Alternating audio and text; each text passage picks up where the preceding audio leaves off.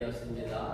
다 같이 경건한 마음으로 마음 정리하시면서 8월 둘째 주일 성령 강림후 11번째 주일 81주년 우리 광복 기념주일 예배 하나님께 드립니다. 묵도하십니다.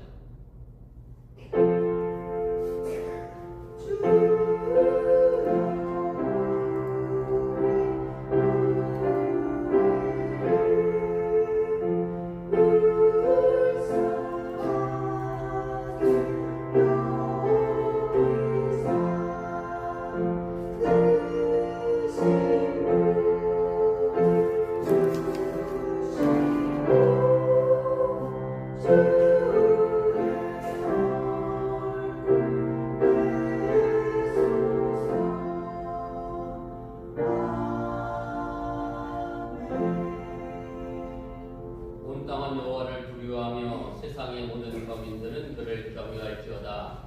여호와께서 나라들의 계획을 폐하시며 민족들의 사상을 무효하게 하시도다. 여호와의 계획은 영원히 서고 그의 생각은 대대에 이르리로다. 여호와를 자기 하나님으로 삼은 나라 곧 하나님의 기업으로 선택된 백성은 복이 있도다. 아멘. 전능하신 아버지 하나님, 거룩한 주일을 맞이하여 주님 앞에 나와 예배합니다. 우리의 생각과 마음의 욕심과 세상적인 모든 것들은 이 시간 주의 십자가 앞에 내려놓게 하여 주시오라며 주님께서 주시는 위로와 평안과 기쁨과 위로를 받는 귀한 시간 되도록 인도하여 주시옵소서. 오늘 시간에 함께하지 못한 이들 있습니다. 아파서 함께하지 못한 이도 있고 또 출타로 인하여 함께하지 못한 이들도 있습니다. 저들이 어느 곳에 있든지 간에 이 거룩한 자를 잃어버리지 않는 믿음의 성숙함을 더하여 주시옵소서. 예배를 시작하려고 하니 사탄 마귀보다 틈타지 않게 하시고 오직 주님께서만 홀로 영광 받아 주시옵소서. 예수님의 이름으로 기도드렸사옵나이다. 아멘.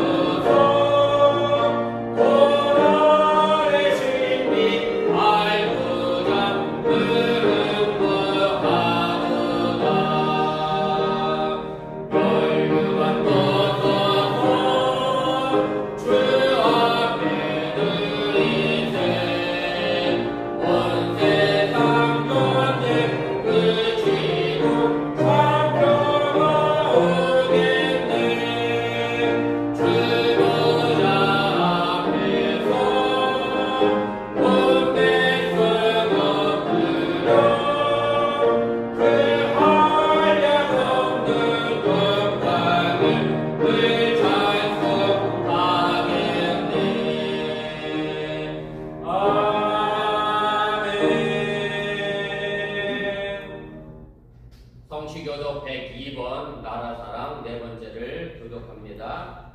그 땅 이스라엘 모든 산에서 그들이 한 나라를 이루어서 한 임금이 모두 다스리게 하리니 그들이 다시는 두 민족이 되지 아니하며 두 나라로 나뉘지 아니하리라. 그들이 그 우상들과 가증한 물건과 그 모든 죄악으로 더 이상 자신들을 더럽히지 아니하리라. 내가 그들의 용서하는 것에서 구원하여 정결하게 하리라. 그들은 내 백성이 되고 나는 그들의 하나님이 되리라. 그가 열방 사이에 나타나시며 많은 백성을 살려하시리니 우리가 그들의 칼을 펴서 보습을 만들고 그들의 창을 쳐서 낫을 만들 것이며 이 나라와 저 나라가 다시는 나를 들고 서주지 아니하리라.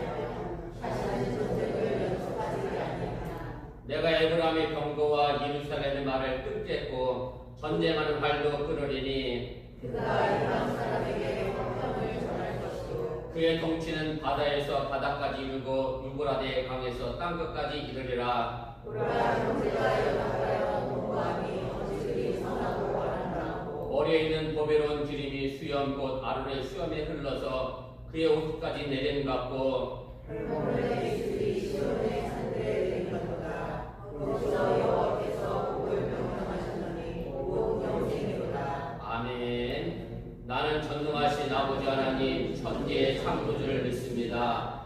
나는 그의 유일하신 아들 우리 주 예수 그리스도를 믿습니다. 그는 성령으로 잉태되어 동정녀 마리아에게 나시고 본디오 빌라도에게 고난을 받아 십자가에 못 박혀 죽으시고 장사된 지 사흘 만에 죽은 자 가운데서 다시 살아나셨으며 하늘에 오르시어 전능하신 아버지 하나님 우편에 앉아 계시다가 거기로부터 살아있는 자와 죽은 자를 심판하러 오십니다. 나는 성령을 믿으며 거룩한 공교회와 성도의 교제와 죄를 용서받는 것과 몸의 부활과 영생을 믿습니다. 아멘.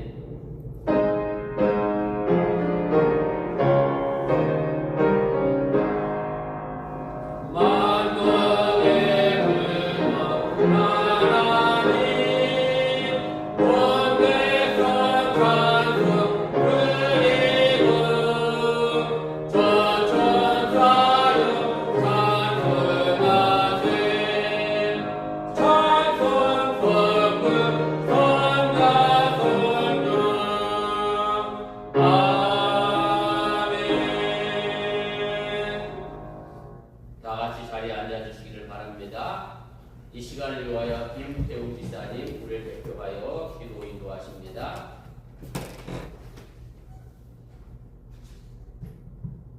네, 다같이 기도하겠습니다. 사랑과 은혜가 풍성하신 하나님 아버지, 오늘도 거룩한 주일을 허락하시고 주님의 전으로 불러 예배드리게 하심에 감사드립니다. 아멘. 무더운 여름 가운데서도 지난 한 주 동안 우리의 건강과 가정과 일터를 지켜주시고 필요한 힘과 은혜를 더하여 주심에 감사드립니다. 아멘. 이 시간 세상의 모든 걱정과 염려를 내려놓고 온 마음과 정성을 다하여 주님만 바라보며 예배하게 하옵소서. 아멘.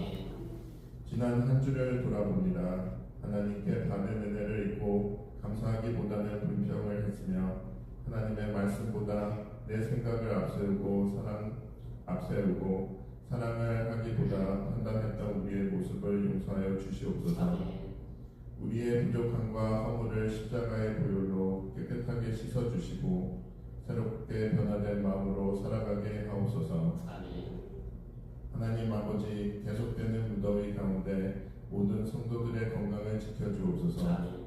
특별히 연로하신 어르신들과 어린아이들, 병원과 가정에서 치료받고 있는 성도들을 기억하여 주시고 치료와 회복의 은혜를 베풀어 주시옵소서. 아멘.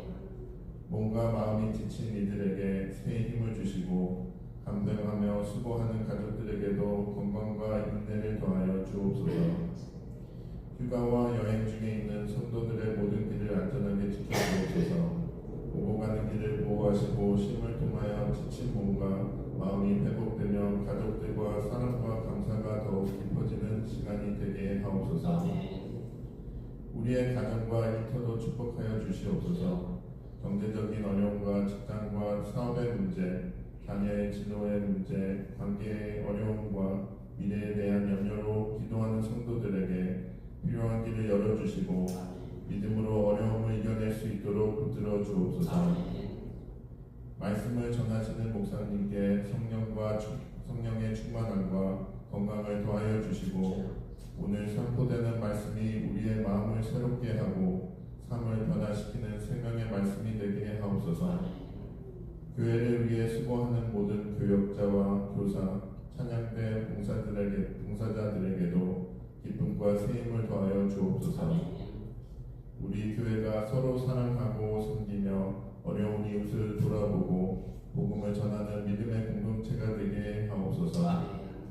이 시간 우리의 찬양과 기도와 예배를 기쁘게 받아주시고 예배의 처음과 마지막을 주님 홀로 영광 받아 주옵소서. 우리를 사랑하시고 구원하신 예수님 그리스도 이름으로 기도드립니다. 아멘.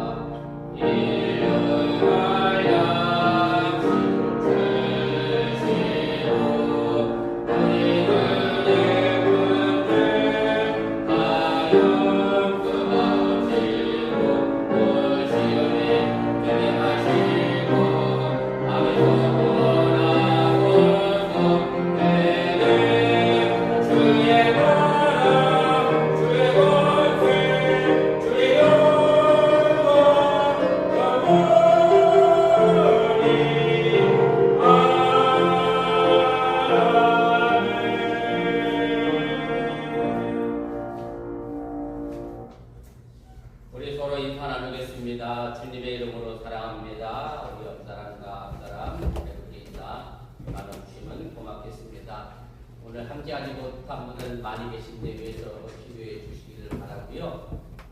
우리 김세민 성도님이 함께하지 못했는데 우리 지아가 감기가 아주 심하게 걸린 것 같아요. 제가 어제 통화를 했는데 열이 많이 나고 지침도 많이 해서 오늘 또 어전기업을 다녀와야 할지 모른다 얘기하셨는데 아무튼 지아 빨리 회복될 수 있도록 위해서 기도해 주시기를 바라고요. 오늘 정재희 지사님도 안 보이시고 임진 지사님은 시댁에 뉴욕에 가셨다는 얘기 제가 전해 들었고 아무튼 두루두루를 빼지 않는 분들 위해서 기도해 주시면 고맙겠습니다.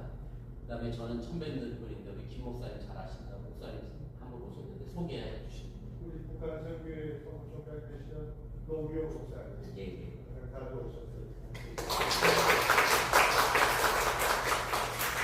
함께 예배드려서 감사드립니다. 그 다음에 선교회 원료에 있습니다. 우리 친교구에 모여주시면 고맙겠고요. 원래 공과는 제가 헌금함 두는 곳에 위치해 두었으니까 필요하신 대로 가져다 사용해 주시면 고맙겠습니다.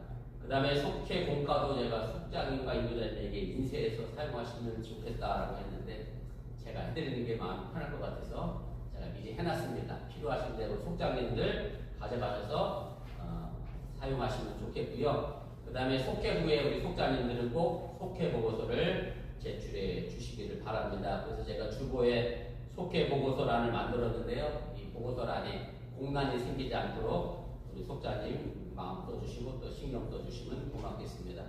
그 다음에 미 동부지방 목회자 가족 수양회가 내일부터 수요일까지 있습니다.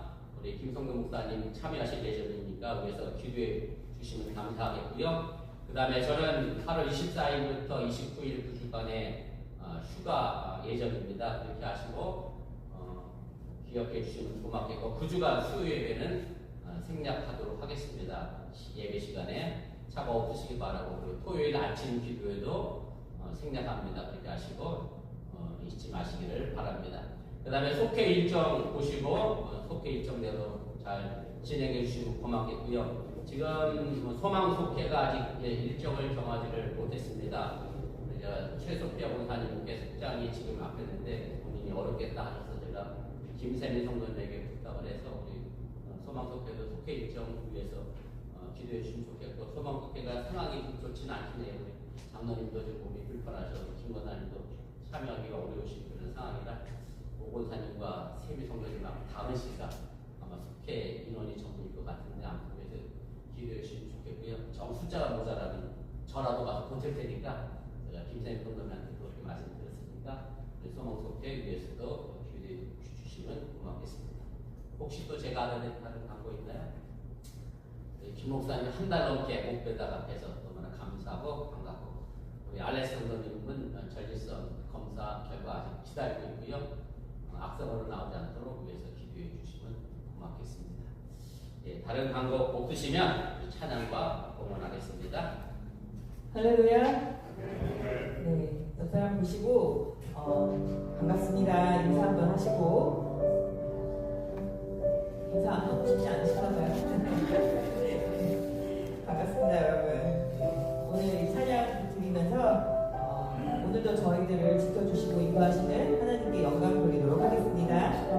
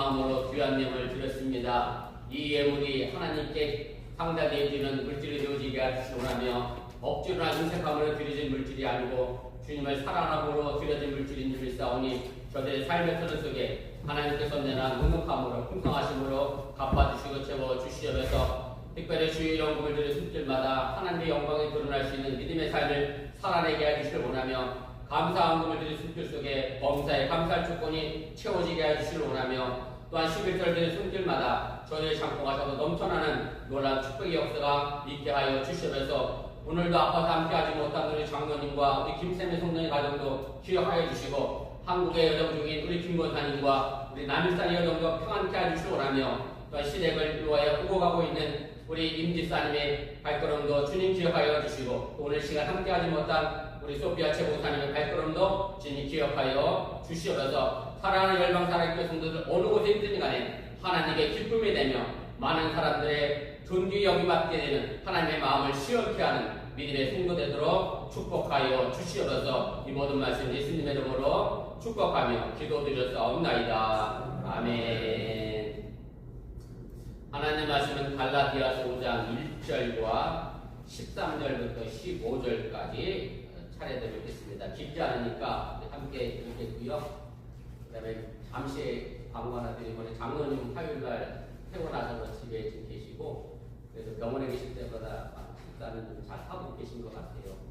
또 임지사님이 침 놔주셔서 많이 도움이 된다고 저희도 말씀해 주셨습니다. 임지사님 또 수고해 주셔서 감사하고 여러분들의 기도와 또 임지사님의 수고가 장로님의 생명을 조금 더 연장시켜 나가는 그런 놀라운 기적을 만들어가는 그런 기도와 수고가 되시기를 바랍니다. 하나님 말씀 갈라디아서 5장 1절부터 15절까지 차례대로 함께 읽겠습니다. 그리스도께서 우리를 자유롭게 하려고 자유를 주셨으니 그러므로 굳건하게 서서 다시는 종의 멍에를 내지 말라. 형제들아 자유를 위하여 부르심을 입었으나 그러나 그 자유로 육체의 길을 삼지 말고 오직 사랑으로 서로 종노릇하라. 온 율법은 내 이웃 사랑하기를 내 자신같이 하라 하신 한 말씀에서 이루어졌나니 만일 서로 물고 먹으면 피차 멸망할까 조심하라. 아멘. 찬양대의 특별 찬양 있겠습니다.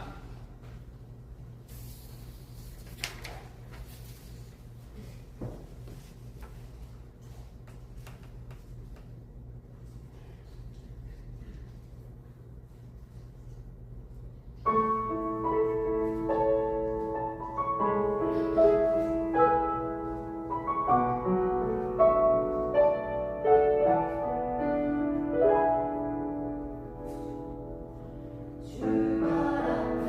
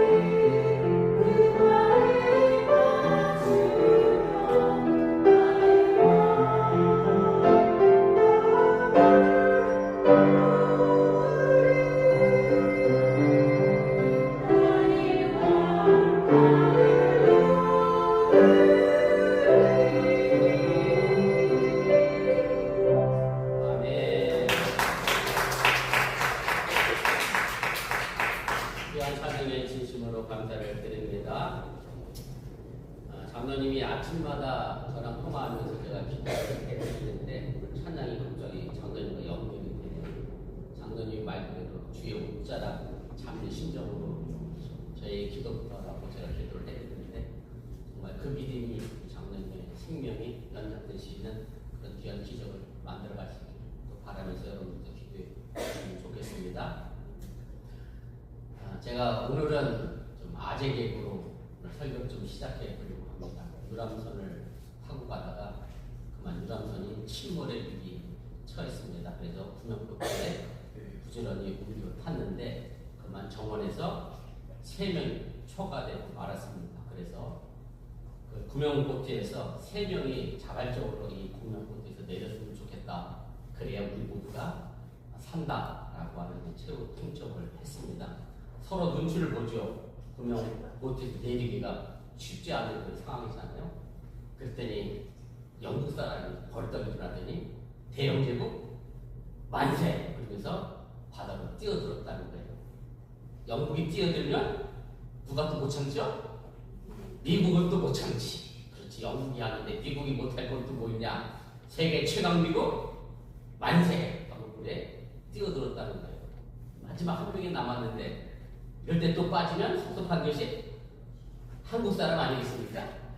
대한독립 만세를 크게 3번 외치고 옆에 있는 일본 사람을 발로 걸어차 물에 빠뜨렸답니다. 방법줄을 앞두고 제가 뭐 아직 얘기가 있습니다만은 우리나라만 사랑하자는 국수주의를 얘기하는 게 아니라 과거의 역사를 잊지 않고 살아갔으면 참 좋겠습니다. 이번 주일이 지나고 나면 다가오는 토요일은 8월 15일 우리나라 일본한테 국거를 회복한 지 81년이 되는 그런 날입니다. 주어진 시간만큼의 자유와 책임의 무게를 느끼며 우리가 또한 살아가야 합니다. 한국 교회사에서 중요한 업적을 남긴 목사님 가운데에 영락교회 담임 목사님이었던 고 한경직 목사님이 계십니다. 이분의 일화 속에 이런 이야기가 있습니다. 1945년 해방을 맞고 나서 첫 주일을 맞이했을 때에 한경직 목사님께서 신의주에서 목회를 하시면서 해방 후 첫 주일 설교를 하시게 됐다고 합니다. 물론 그 자신도 이제 신사참배 문제 때문에 일본 사람들에게 많은 박해를 받고 고통을 많이 겪으신 분이었기 때문에 해방을 맞아서 첫 주일 설교를 하는 것에 아마 큰 감격을 했을 것이고 특별했을 것이라 그렇게 생각이 됩니다. 그래서 교인들에게 이렇게 첫 설교를 시작을 했다는 거예요. 여러분, 이제부터는 일본말을 아싸리 하지 맙시다.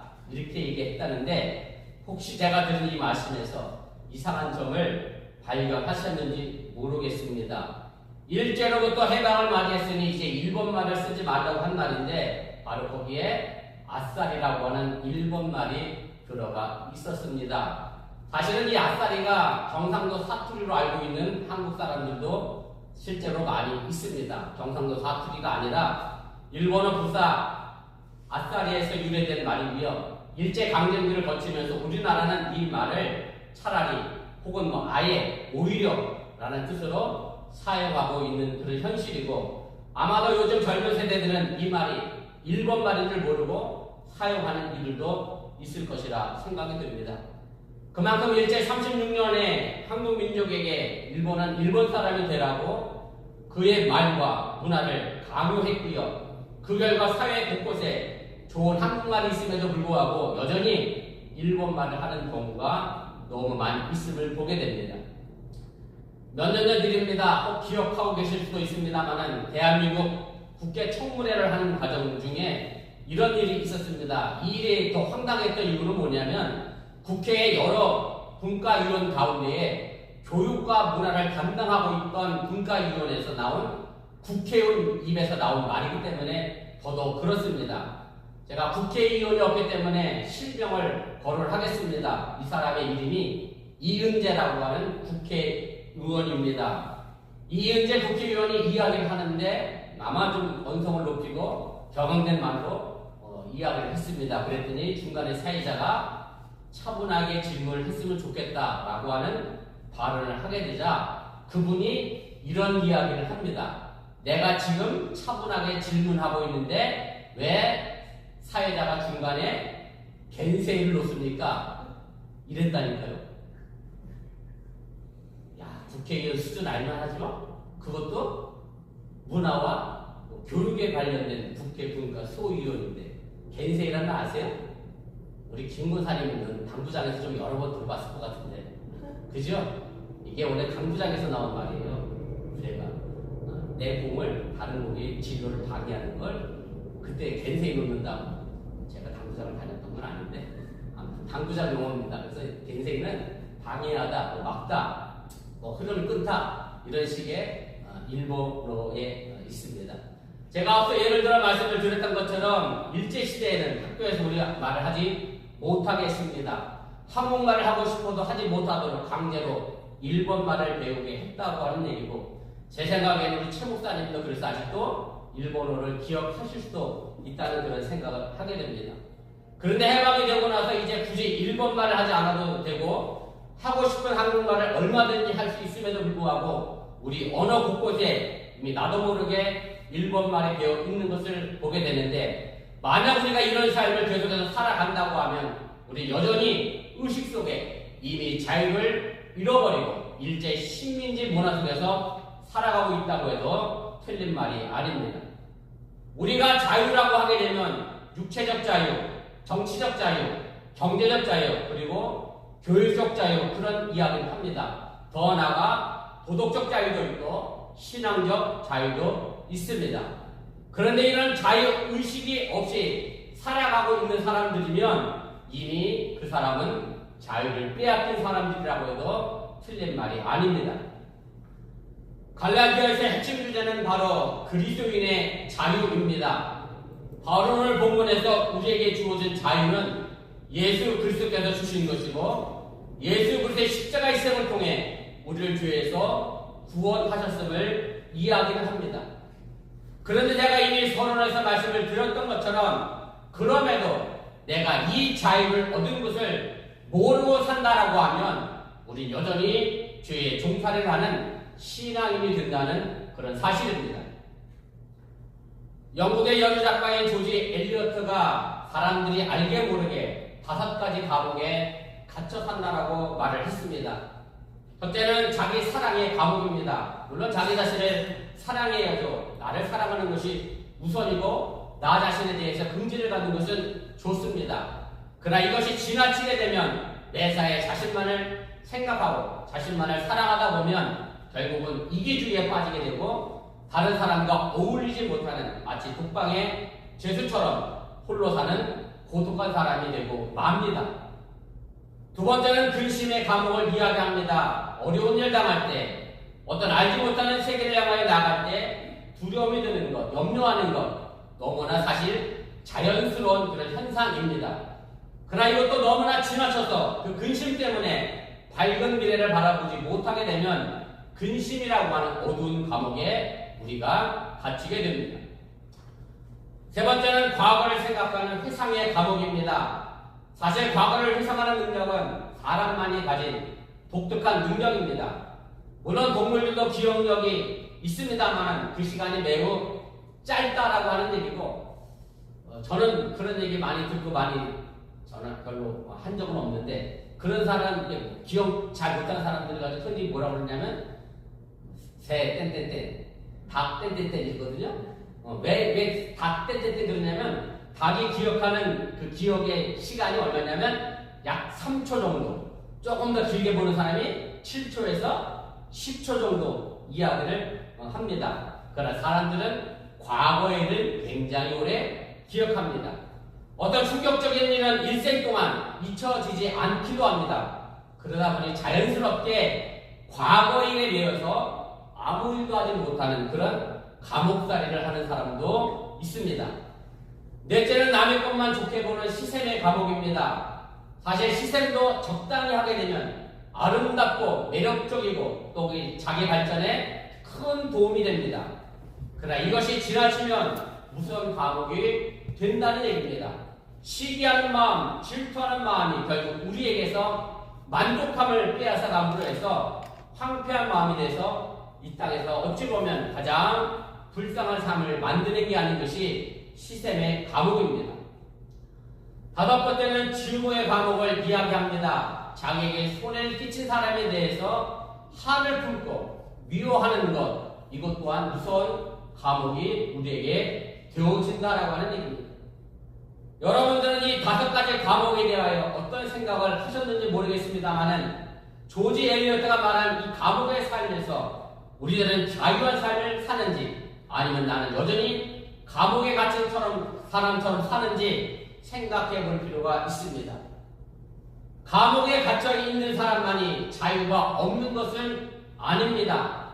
진리를 깨닫지 못한 사람 또한 누구나 자유를 잃은 종의 삶이 되어지고 감옥에 갇힌 삶을 살게 됩니다. 그래서 요한복음 8장 32절에 예수님은 이렇게 말씀합니다. 진리를 알지니 진리가 너희를 자유롭게 하리라. 우리 감리교 신학대학 대강당에 이 표가 붙어 있습니다. 목사님도 기억하실 거라 생각이 되는데, 이 진리는 예수 그리스도의 복음이고 이 복음이 바로 우리를 죄에서 해방하여 우리를 자유롭게 한다는 사실을 여러분들이 믿으시기를 바랍니다. 그리고 오늘 본문에는 그리스도께서 우리에게 자유를 주셨다라고 말씀합니다. 그래서 구원받지 못한 사람은 자유의 사람이 아니라고 하는 얘기고, 죄의 문제를 해결하지 못한 사람은 이 땅에서 참 자유를 누릴 수 없고 말 그대로 다섯 가지 감옥에 갇혀 살아가는 인생이 된다라고 하는 얘기입니다. 제가 아주 어렸을 때 겪었던 일입니다. 저희 아버지가 목회하던 시골에 교회 사택이 너무 낡아서 교회 사택을 다시 짓게 됐습니다. 그때 미장을 하시는 총각 집사님이 계셨는데, 지금 시대 미장원과는 상관이 없습니다. 옛날 분들은 미장이란 말 다 아시잖아요. 미장은 뭐냐면 벽돌 쌓고 세면 바르는 한국의 기능사를 미장, 기능사라고 그렇게 얘기를 해요. 근데 이분이 잘 발라놓은 이 세면을 제가 실수하다가 돕는다 치고 그걸 이렇게 건드려 갖고 푹 파헤치게 만들었어. 아버지가 알면 한 혼날 것 같아서 제가 겁이 났는데, 이 총각 집사님이 자기가 미장기 집사님이니까 싹 발라주고서 뭐라고 그러냐면, 오늘 하루 내 말을 잘 들으면 아버지한테 이걸 얘기를 안 합니다. 제가 어린 나이에 그날 하루 종일 그 총각 집사님 밑에서요 얼마나 말 그대로 고생을 했어요. 앞에 못 붙은 고생을 제가 많이 했어요. 그래서 알아서, 죄의 문제가 사람을 이렇게 죄인 되게 살리는구나, 감옥처럼 살게 만드는구나, 제가 어려서 이미 일찍 너무 알아버렸던 그런 기억이 있습니다. 사도 바울은 오늘 본문에서 우리에게 죄의 멍에를 매지 말라고 말합니다. 사도 바울이 말하고 있는 죄의 멍에라고 하는 것은 할례를 가리키는 말입니다. 이 본문의 맥락에서 다시 설명을 드리면, 사도 바울은 갈라디아라고 하는 지역에서 복음을 전했습니다. 예수님이 우리를 위하여 십자가에서 돌아가셨고, 그래서 우리는 그 십자가를 믿으면 구원을 받고 죄에서 자유함을 얻는다라고 복음을 전했습니다.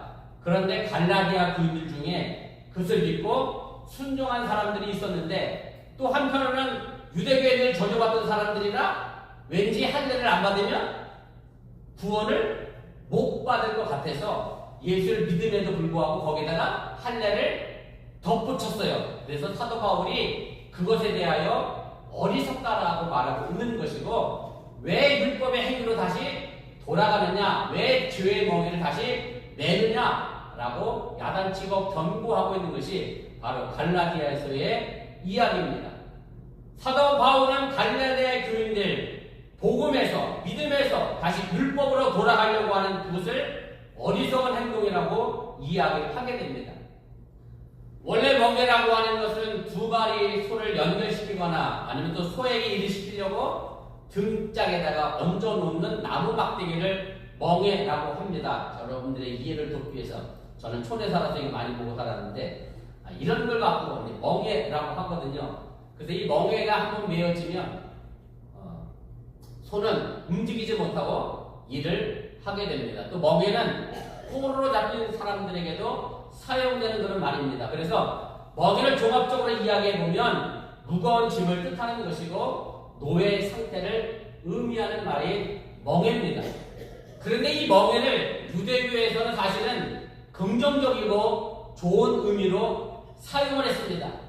특별히 율법의 멍에는 율법이 명령하는 대로 사는 의무를 뜻하는 것이라서 이 멍에가 긍정적으로 사용된 이유가 바로 여기에 있습니다. 무슨 말씀인가 하면 내가 하나님을 사랑하는 법을 몰라요. 뭘 어떻게 해야 하나님을 사랑하는지 모릅니다. 그런데 뭐가 딱 정해졌냐면 율법이 딱 정해준 거예요. 613개의 율법이 이걸 하면 하나님을 사랑하고 이걸 하지 않으면 하나님을 사랑하지 않는다. 이렇게 정해놨으니 뭐만 하면 돼요? 613개 율법만 지키면 되니까 유대인들 입장에서는 이 멍에가 쉽게 자기들에게 다가오게 됐고 그래서 긍정적인 의미로 이 멍에가 사용되어 왔습니다. 그런데 오늘 본문에서 사도 바울은 종의 멍에라는 표현을 하면서 유대교에서 긍정적으로 사용했던 이 단어를 부정적이고 나쁜 의미로 사용하고 있음을 보게 됩니다. 그래서 멍에가 긍정적으로 사용되다가 왜 부정적으로 사용되는 것을 아는 것이 바로 오늘 말씀의 핵심이라고 할 수가 있습니다.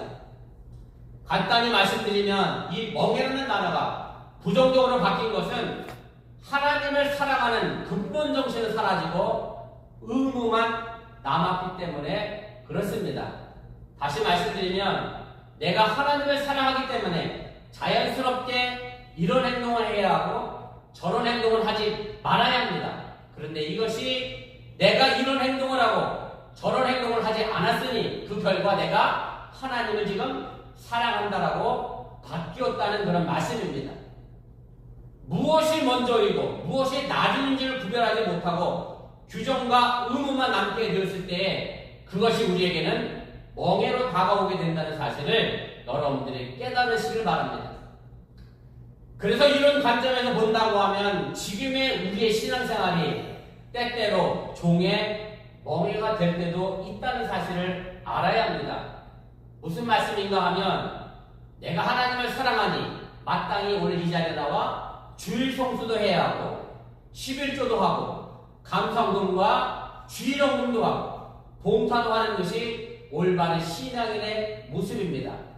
하나님을 사랑한다고 하면서 이렇게 겉으로 드러나는 행동이 없다고 하면 사실 우리가 하나님을 사랑한다는 것을 이 속마음을 뒤집어낼 수도 없고 증명할 방법은 사실 없습니다.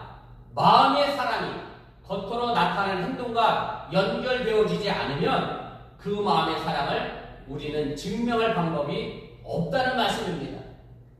예를 들어서 가족을 사랑하면 그 가족을 위하여 저는 그랬습니다. 별도 따주고 달도 따주는 행동이 있어야 하는데 그런 행동이 없이 나는 가족을 사랑한다. 매일같이 이야기하면 사실은 같이 사는 가족도 그 남편 말을 절대 못 믿습니다. 속마음 그렇다는데 겉은 행동이 전혀 그렇지 않으니 그 마음의 진심을 알 수가 없다라고 하는 얘기고 사랑하면 자연스럽게 뭐가 나와야 되느냐면 사랑스러운 행동이 나와야 합니다. 그래서 감출 수 없는 두 가지가 있잖아요. 뭐는 감출 수 없어요? 기침과 사랑의 마음은 감출 수가 없대요. 왜? 자연스럽게 흘러 나오는 것이기 때문에. 그런데 하나님을 사랑하는 마음은 사라지고 하기 싫은데 억지로 하고 왜 우리 교회 주보에는 명단이 나오는지 목사님이 명단 보지 재정부원이 명단 보지 교인이 명단 보니 남의 눈치 보여 내가 헌금하고 예배한다라고 하면 이것은 더 이상 하나님을 사랑하는 마음이 아니라 신앙의 굴레가 되어지고 멍에의 굴레가 되어질 수밖에 없다고 하는 사실을 여러분들이 깨달으시길 바랍니다. 학생들도 마찬가지입니다. 공부를 하죠. 공부를 위해서 자신의 미래를 향하여 열심히 공부합니다.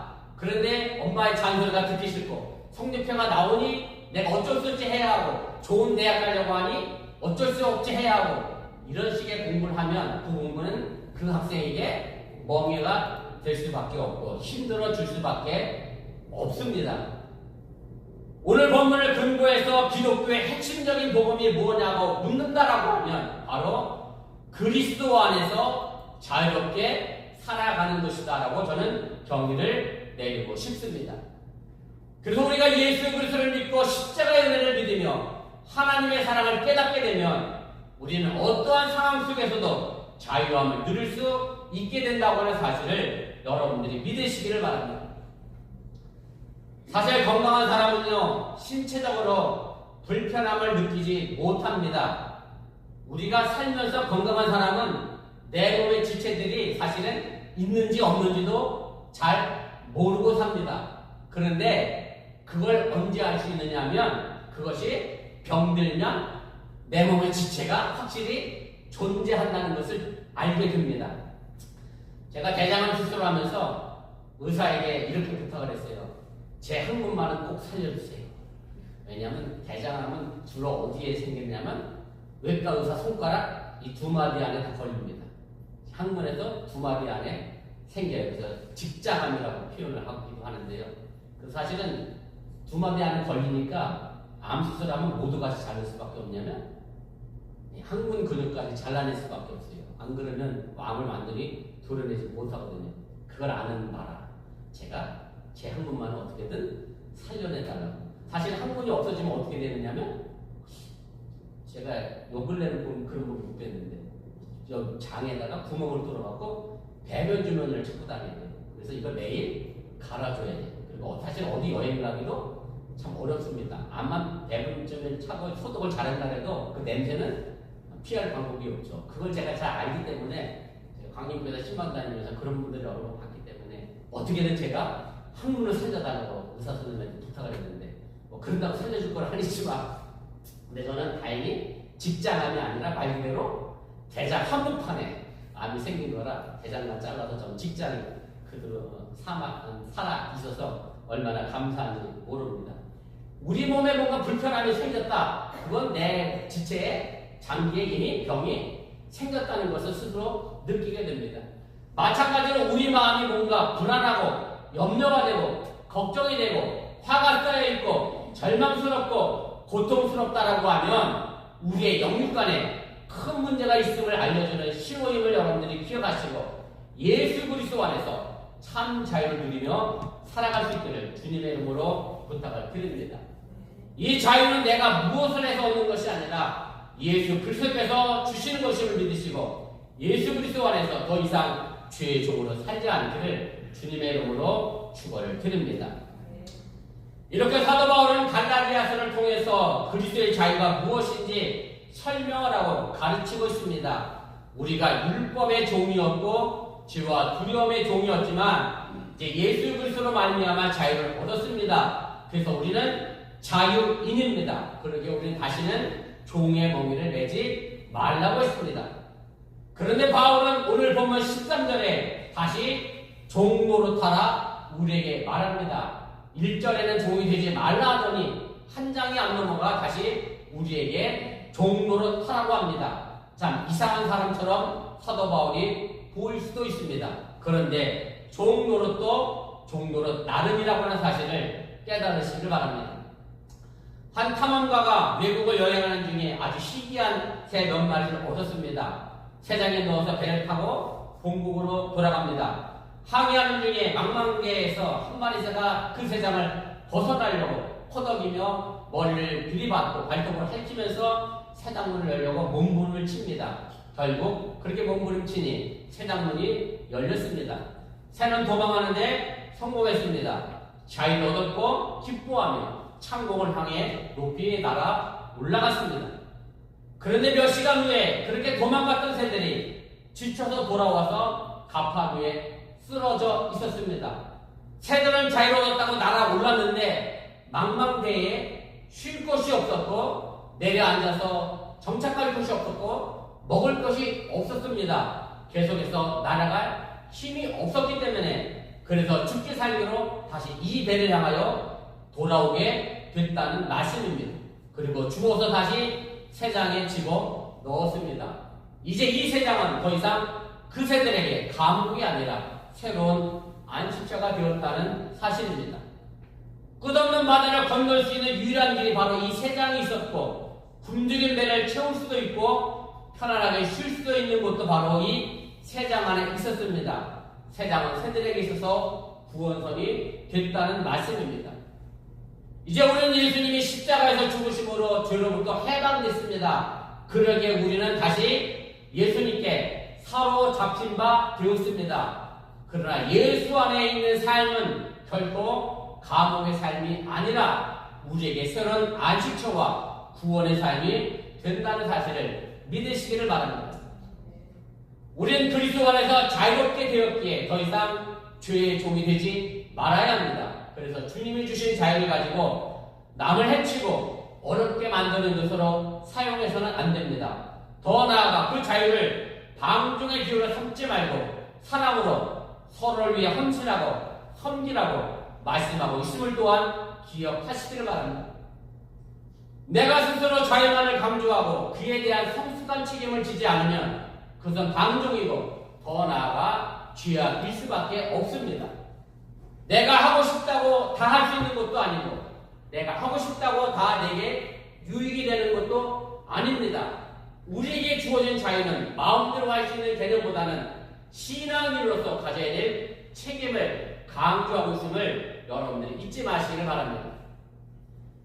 제가 고등학교 시절 때 저희 아버지가 부목원에 있던 교회에 대학교 다니는 장로님 아들 형이 제게 이런 말을 했어요. 저에게 비꼬는 말을 한 거예요. 예수 믿으면 참 좋아.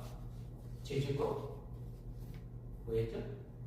회개하고 그 다음에 또 죄 짓고 회개하고 죄 짓고 회개하고 죄 짓고. 좋은 말 했을까요? 아니야. 좋은 말만 아니야. 예수 믿는 사람들이 엉터리로 산다는 걸 콕 집어 말하려고. 어린 마음이었는데 제가 딱히 그 형한테 목사 아들로서 장로 아들한테 반박할 말이 없어요. 어린 마음이 한참 혼자 씩씩댔던 적이 있습니다.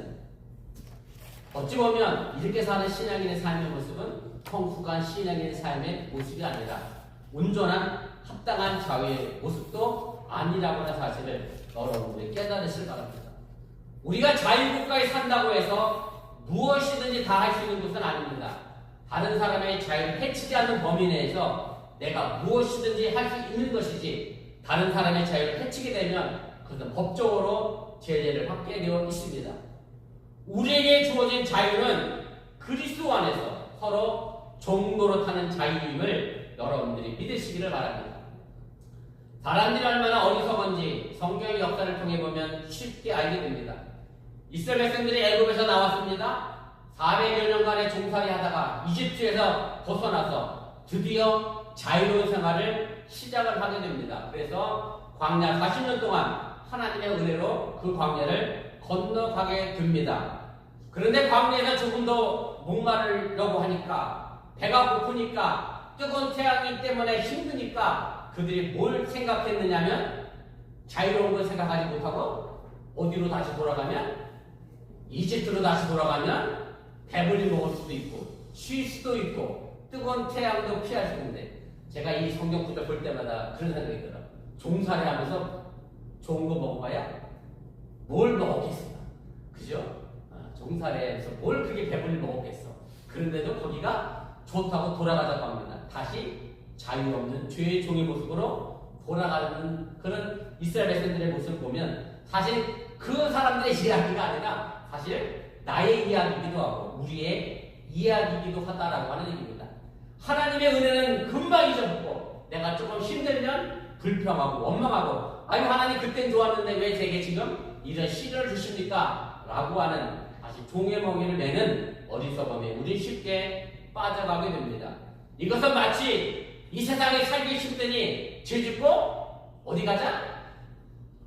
아이 죄 짓고 천국 가면 얼마나 좋겠어. 죄 짓고 감옥 가자. 제가 감옥에 있었잖아요. 감옥 가면 다 해줘요. 밥도 3끼 다 주고요. 옷도 주고요. 빵도 주고요. 없는 거 없이 다 줘요. 겨울엔 두꺼운 옷도 주고. 얼마나 좋아. 감옥 가면 좋겠죠? 네, 그럼에도 불구하고 그 감옥에서 나오려고 합니다. 이런 어리석음에 우리가 빠져서는 결코 안 된다라고 하는 사실을 여러분들 잊지 마시길 바랍니다. 우리는 그리스도 안에서 자유함을 얻었기 때문에 서로 사랑의 종노릇을 해야 합니다. 그런데 이런 사랑의 종노릇이 싫어서 난 세상으로 다시 돌아가야 되겠다. 나는 열방사랑교회를 떠나야 되겠다. 하는 이처럼 어리석은 사람이 없기를 주님의 이름으로 간절히 부탁을 드립니다. 페르시아의 고레스라고 하는 왕이 있었습니다. 이 고레스 왕은 주전 6세기에 페르시아를 통치했던 왕이고 영어 발음으로는 사이레스라고 합니다. 이 고레스는 성경에도 등장하죠. 이스라엘 사람들이 바벨론 포로로 있다가 해방돼서 다시 고국으로 돌아갑니다. 바벨론 포로에서. 그때 이 바벨론을 멸망시킨 왕이 누구냐면 고레스입니다. 페르시아 제국의 고레스 왕이 이 바벨론을 멸망시켜서 이스라엘 백성들을 돌려보냅니다. 그래서 성경에 보면 이 고레스 왕을 하나님의 사자로 묘사가 됩니다. 고레스 왕이 정복전쟁을 하는 동안에 적대국의 왕과 왕의 아들과 부인과 그 가족을 포로로 잡게 됐습니다. 그래서 이 왕이, 고레스 왕이 죽일 수도 있고 살릴 수도 있는 그런 중요한 문제가 남게 됐습니다. 그때 고레스 왕이 포로 잡힌 왕을 향하여 이렇게 말을 했다고 해요. 만일 내가 당신을 살려주면 당신은 내게 무엇을 주겠소? 라고 했더니 이 왕이 제 재산의 절반을 드리겠습니다. 그랬다는 거예요. 그리고 나서 왕이 아들을 바라보면서 그럼 내가 이 아들을 살려주면 당신은 내게 뭘 주겠소? 그랬더니 포로 잡힌 왕이 그럼 내 재산의 나머지 절반을 당신에게 드리겠습니다. 그 마지막으로 누가 남았어요? 사랑하는 아내의 얼굴을 보면서 고레스 왕이 내가 당신의 아들을 살려주면 당신은 내게 뭘 주겠어? 열방사랑교회 모든 남자들은 이런 대답을 하리라 저는 확실하고 믿습니다. 포로로 잡힌 왕이 사랑하는 아내의 얼굴을 보면서 제 생명을 드리겠습니다. 기꺼이 아내를 위하여 죽겠다라고 하는 것이고요. 다 그렇게 생각하시죠? 김구사님 그렇게 생각하시죠? 네. 김구사님 생각하면 다 생각하는 거야. 기꺼이 아내를 위하여 죽겠다. 그래서 고레스 왕이 한참 고민하다가 이 가족 전부를 살려줬다는 그런 얘기입니다. 그리고 이런 말을 했다고 해요. 사랑을 아는 사람은 다시 나와 대적해서 나쁜 길로 빠지지 않을 것이다라고 말했다라고 하는 얘기입니다. 우리가 누구를 미워하고 시기하고 질투하는 동안 우리는 결국 자유인이 될 수 없습니다. 오직 사랑하는 자만이 자유인입니다. 거기에만이 진정한 자유가 있다라고 하는 얘기입니다. 오늘 여러분들 스스로에게 물어보시기를 바랍니다. 나는 정말 자유한가? 나는 얼마나 이 자유를 누리고 살고 있는가? 물어보시기를 바라고 오늘 그리스도 안에서 우리에게 주어진 자유를 가지고 서로 사랑의 종로로 타는 저와 여러분들이 되어주실 때를 주님의 이름으로 간절히 축원을 드립니다. 말씀을 기억하며 1분여 정도 합심해서 함께 기도하겠습니다. 제가 오늘 자유와 종노릇이라고 하는 제목으로 말씀을 전했습니다. 예수 그리스도 안에서 우리는 자유인이 됐지요. 그래서 더 이상 죄의 종노릇은 할 필요가 없습니다. 죄의 멍에를 맬 필요도 없습니다. 그런데 사도 바울은 또다시 우리에게 종노릇하라 말합니다. 종노릇도 종노릇 나름입니다. 예수님의 사랑을 가지고 서로 섬기라 말씀하고 있음을 여러분들 잊지 마시기 바랍니다. 죄의 멍에는 매지 말고 사랑의 멍에는 함께 매시기를 바랍니다. 함께 같은 방향으로 나아가시기 바랍니다. 그 사랑을 가지고 자유하시기를 바랍니다. 시기와 질투와 욕심과 과거의 얽매여 감옥의 삶을 사는 것이 아니라 사랑으로 자유해진 믿음의 삶을 살아내시기를 바랍니다. 진리를 알지 진리가 너희를 자유케 하리라고 하는 예수님 말씀처럼 예수님의 복음 안에서 여러분들이 갇힌 자의 삶을 누리시기 아니라 구원받은 자의 삶, 자유로운 사랑의 종로로 사는 믿음의 삶을 살아내시기를 바랍니다. 우리 열방사랑교회 어찌 보면 참 부담이 됩니다. 교인수가 적다 보니 더 큰 교회로 가고 싶고 조금 내 책임을 벗어내고 싶기도 합니다. 그러나 우리 열방사랑교회를 통하여 하나님께서 우리를 한 공동체 만들어주신 것은 서로에게 사랑의 종로로 타라고 하는 이 공동체를 만들어 주셨다는 것을 기억하시면서 서로 사랑하고 우리 열방사랑교회가 하나님의 역사를 만들어가는 귀한 자녀 되어주시기를 바랍니다. 기도합니다. 전능하신 아버지 하나님 감사합니다. 오늘도 이 시간에 부족한 중에 잠시 말씀을 전했습니다. 행여 잘못 전한 것이 있다고 하면 저들에게 사라지게 도와주시고 하나님의 능력의 말씀을 마음속 깊은 곳에 찾아와 저는 삶을 지켜내 주시게 되게 하여 주시기를 원합니다. 우리가 이때도 신앙생활하는 것이 신앙의 동요가 되지 않게 하여 주시면서 하나님을 사랑하기에 자연스럽게 나오는 행동이 되어져야 하지 하나님을 사랑하는 마음은 사라지고 의무와 책임만 남아 그것이 내 신앙의 동요가 되는